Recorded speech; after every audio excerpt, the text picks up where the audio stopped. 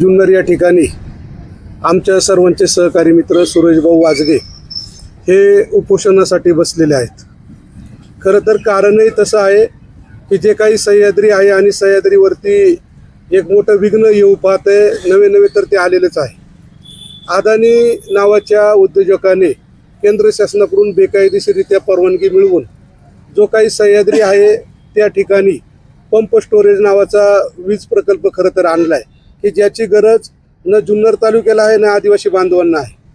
त्या ठिकाणी मोठ्या प्रमाणामध्ये आदिवासी बांधव खरं तर राहत आहेत आणि याची जी काही दात आहे, जे काही परिणाम होणार आहे तो फक्त आदिवासी भागावर नाही तर संपूर्ण शिवजन्मभूमीवर होणार आहे। आणि हेच ओळखून आज खरं तर सुरेशभाऊ वाजगे, आज 9 ऑगस्ट जागतिक आदिवासी दिन होता आणि त्या आदिवासी दिनाच्या दिवशी खरं तर आमरण उपोषण करण्यासाठी आज छत्रपती शिवाजी महाराजांच्या पुतळ्याजवळ जे शिवजन्मभूमी आहे त्या ठिकाणी खरं तर बसलेत। आम्ही सर्व आदिवासी समाजातील सर्व कार्यकर्ते, मग आज आदिवासी दिन होता म्हणून आज दिवसभर सगळे तिकडे होतो, परंतु आत्तापासून सुरेशभाऊला पाठिंबा देण्यासाठी आम्ही सर्वजण आलोय। कारण आज आमच्यासाठी सुरेशभाऊ खरं तर उपोषणासाठी, आमरण उपोषणासाठी बसलेला आहे।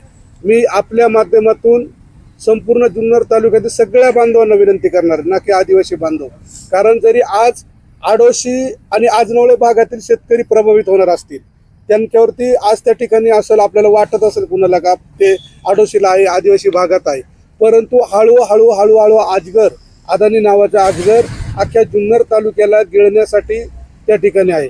कारण आपण पाहतोय की 150 पावणे 200 वर्षापूर्वी जसं इंग्रज आले आणि म्हणजे या ठिकाणी आधी थोडे आले आणि नंतर हळूहळू आपल्यावरती 150 वर्ष खरं तर राज्य केलं।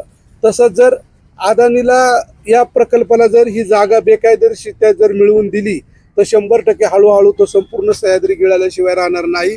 त्याच्यामुळे सर्व समाज बांधवांना माझी विनंती आहे की या उपोषणाला आपल्याला भेट द्यायला यायची। हे उपोषण जोपर्यंत जे काही महाराष्ट्र प्रदूषण मंडळ आहे ती जनसुनावणी रद्द करत नाही, जिल्हा अधिकारी सांगत नाही की हा प्रकल्प रद्द होतोय, तोपर्यंत इथं सुरेशभाऊचं उपोषण चालू आहे।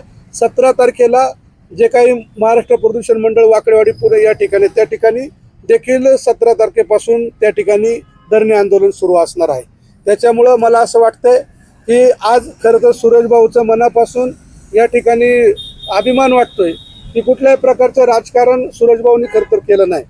मी बऱ्यापैकी बघितलं की काही लोक दशक्रियामध्ये गेली आणि त्या ठिकाणी राजकीय वक्तव्य केली, राजकारणासाठी केली, परंतु सुरेशभाऊचं काम आपण पाहतोय की समाजासाठी, मग तो कुठलाही माणूस असो, त्यासाठी सुरेशभाऊ खरं तर झटत असतोय। या माध्यमातून जे राजकारण करतील त्यांना मला सांगायचे की बाबांनो, या तालुक्यामध्ये आपण सत्तेबरोबर आपल्या घरामध्ये सत्ता राहिलेली आहे। आदिवासी भागाचे अनेक प्रश्न त्या ठिकाणी प्रलंबित आहेत। मग त्या ठिकाणी जे काही माणिकगाव प्रकल्प झाला, पिंपळगाव जोगा प्रकल्प झाला, त्या प्रकल्पातील जे काही प्रकल्पग्रस्त शेतकरी आहेत ते सगळे आदिवासी आणि इतर समाजाचे देखील होते, त्यांच्या पुनर्वसनाचा प्रश्न मार्गी लागला नाही। आदिवासी भागामध्ये जी काही समाज राहतोय त्यांच्या वाडी वस्त्यापर्यंत नवे तर मुख्य रस्ते देखील चांगले नाही। त्या ठिकाणी आदिवासींना प्यायला पाणी नाही, जनावरांना प्यायला पाणी नाही। त्याचबरोबर इतकी भयानक अवस्था आहे की जो काही आदिवासी समाज आहे त्या ठिकाणी उद्या जाळायचं म्हणलं तर स्मशानभूमी नाही।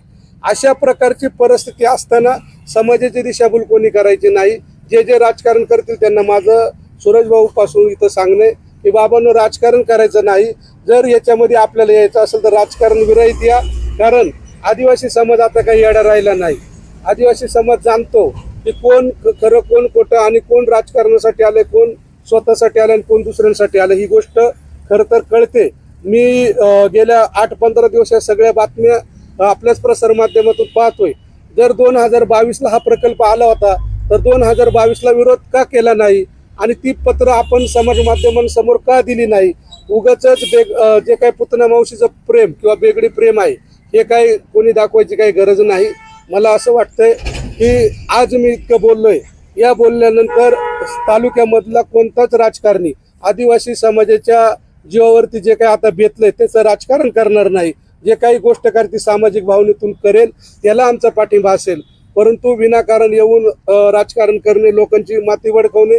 कालपर्यंत मी पाहत होतो की आता जुन्नर तालुका आदिवासी आपला सह्याद्री बचाव समिती आहे, लगेच दुसरी समिती पण काढण्याचा जो काही प्रयत्न झाला त्याच्यामध्ये देखील आम्ही आहे। आम्ही सर्वांबरोबर राहू, सर्वांचं नेतृत्व स्वीकारू, परंतु हा नको तो नको किंवा याबाबत जर कोणी राजकारण करणार असेल तर त्याला माझं सूरज भाऊच्या या उपस्थितीच्या स्टेजवरून सांगणे की याबाबत आपली गंभीर दखल घेतली जाईल. मी पुन्हा एकदा समाज बांधवांना विनंती करतो की सूरज भाऊ आज आपल्यासाठी खरं तर या ठिकाणी बसलाय. सध्या तरी आपण आदिवासी बांधव याच्यात प्रभावित होणार आहेत, आदिवासी समाजाच्या जमिनी जाणार आहेत. त्याच्यामुळं सर्व आदिवासी बांधवांनी ही बातमी कानावर पडल्या आता उद्यापासून तर आम्ही गोंगडी बैठका सूरज भाऊ त्या ठिकाणी घेतोय. सगळ्याच बांधवांना सांगून समाजातील प्रत्येक स्तरातला माणूस आपल्याला या ठिकाणी पाठिंबा द्यायला येईल. आम्ही देखील आपल्याबरोबर 24 तास या ठिकाणी आहोत. त्याच्यामुळं काळजी करायचं काही कारण नाही. आपण घेतलेल्या लढ्याला 100% आमच्या वतीनं आम्ही सर्वजण राजकारणाविरहित आम्हाला सध्या तर पाहिलं तर पहिलं समाज जर जगला तर मग बाकी सगळ्या गोष्टी करता येतील. त्याच्यामुळं आम्ही सर्वजण आपल्याबरोबर आहोत, आपल्या सोबत राहू.